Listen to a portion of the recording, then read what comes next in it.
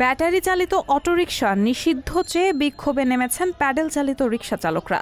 সোমবার সকালে রাজধানীর শাহবাগ মোড় অবরোধ করে বিক্ষোভ করেন তারা। এ সময় সেখানে যান চলাচল বন্ধ হয়ে যায়। রিকশা চালকরা জানান, ব্যাটারি চালিত অটোরিকশা বন্ধে দীর্ঘদিন ধরেই তারা দাবি জানিয়ে আসছিলেন। তবে কর্তৃপক্ষ তাদের কথা না শোনায় আজ রাস্তায় নেমে এসেছেন। রিকশা চালকরা বলেন, অটোরিকশা চালকরা ১০০ টাকার ভাড়া ৫০ টাকা হলেই চলে যায়। তাদের জন্য প্যাডেল চালিত রিকশা চালকরা যাত্রী পান না এবং ন্যায্য ভাড়া পান না। সারাদিন রিকশা চালিয়ে তারা পর্যাপ্ত টাকা উপার্জন করতে পারেন না।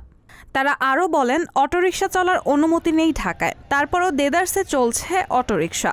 পায়ের রিকশা বৈধতা আছে, নাম্বার আছে, এর জন্য প্রতি বছর ৩০০ টাকা ফি দিতে হয়। এই শেখ হাসিনা অবৈধ অটোরিকশা চালানোর অনুমতি দিয়ে আমাদের বৈধ রিকশাকে অচল করে দিয়েছে।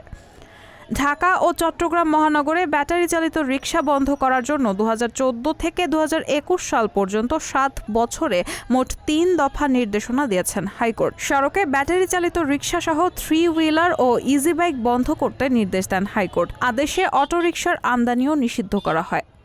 রায়হানা মুন, সবার কথা।